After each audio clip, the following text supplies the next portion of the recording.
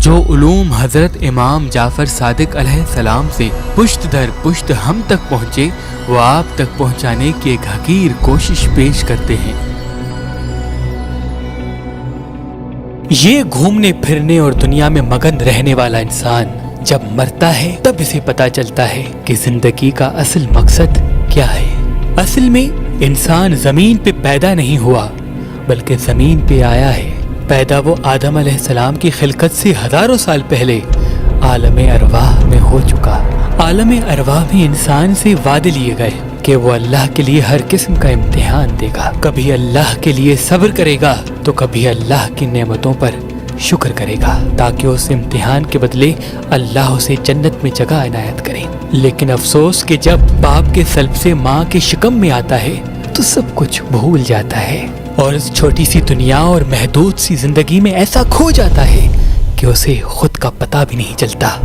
امام جعفر صادق علیہ السلام نے فرمایا انسان کے 3 قسم ہوتے ہیں، ایک وہ جو فرشتوں سے افضل ہیں، دوسرے وہ جو کبھی گناہ کرتے ہیں تو کبھی گناہوں کی معافی طلب کرتے ہیں، اور تیسرے وہ جو گناہ کر کر کے خوف گناہ سے ہی دور ہو جاتے ہیں، اللہ کی رحمت سے مایوس ہو جاتے ہیں تو ان کی شکل عارف لوگوں کے سامنے جانوروں جیسی بن جاتی ہے۔ اس میں سے کوئی کتے کی مثل ہوتا ہے، کوئی گدھے کی مثل ہوتا ہے، کوئی گائے کی مثل ہوتا ہے تو کسی کا مزاج سانپ کی مثل ہوتا ہے۔ وہ رہتے کھاتے پیتے تو انسانوں کے ساتھ ہیں لیکن انسانوں کے اندر ان میں جانور چھپا ہوتا ہے۔ بس فرشتہ موت اسرائیل کی شکل میں آ پہنچتا ہے اور جب جسم سے روح کو جدا کیا جاتا ہے حضور پاک نے فرمایا کچھ انسانوں کا روح اس طرح سے جسم سے الگ ہوتا ہے جیسے کوئی کسی کو خوشبودار پھول محسوس کرائے اور وہ اس خوشبو کے ساتھ اپنے جسم کو چھوڑ دیتے ہیں، تو کچھ کے ساتھ ایسا ہوتا ہے جیسے کوئی انسان ریشمی کپڑا کانٹوں پہ لگا دے اور اسے کھینچ کے باہر نکالے۔ اتنی تکلیف ان لوگوں کی ہوتی ہے جو قدم قدم پہ انسانوں کو تکلیف اور اللہ کے قوانین کو جھٹلاتے ہیں۔ بس اس مٹی کے جسم سے الگ ہونے کے بعد انسان بار بار کہتا ہے کہ مجھے پھر سے موقع دیا جائے تاکہ میں نے جو عالم ارواح میں اپنے خدا سے وعدے کیے تھے وہ پورے کر سکوں، لیکن افسوس اسے موقع نہیں ملتا کیونکہ اللہ کی دربار میں جو وقت اس کا لکھا ہوتا ہے وہ اس نے پورا کر دیا ہوتا ہے۔ امام جعفر صادق علیہ السلام نے فرمایا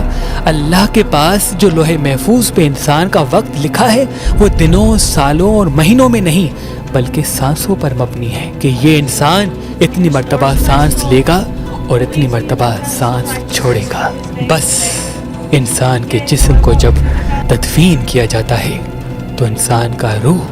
برزخ کے لیے تیار ہو جاتا ہے اور منکر نکیر آتے ہیں اور کہتے ہیں تمہارا رب کون ہے، تمہارا رسول اور امام کون ہے، تم کس دین پہ زندگی بسر کرتے رہے، کس طرح سے انسانوں کے ساتھ چلتے رہے۔ اور جو فرشتے انسان کے کندھوں پر مسلسل نیکیاں اور گناہ لکھتے رہتے ہیں ان تمام چیزوں کو پڑھ کے سناتے ہیں کہ یہ ہے تمہارے اعمال اور اتنے وعدوں اور اتنے امتحان کو اس طرح سے تم نے کھیلا ہے۔ یہ جو جسم ہم اپنے ساتھ لے کے گھومتے پھرتے ہیں اصل میں یہی ہمارے خلاف گواہی دے گا۔ انسان رونے لگتا ہے، اپنے اعمال کو یاد کر کے تڑپنے لگتا ہے اور بار بار فریاد کرتا ہے کہ کاش مجھے تھوڑا سا وقت مل جائے،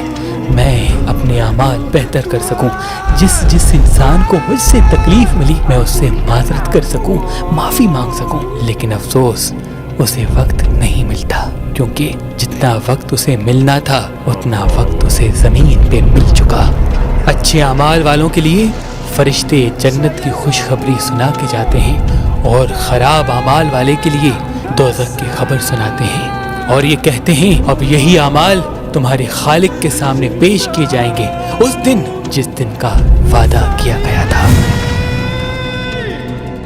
امام جعفر صادق علیہ السلام نے فرمایا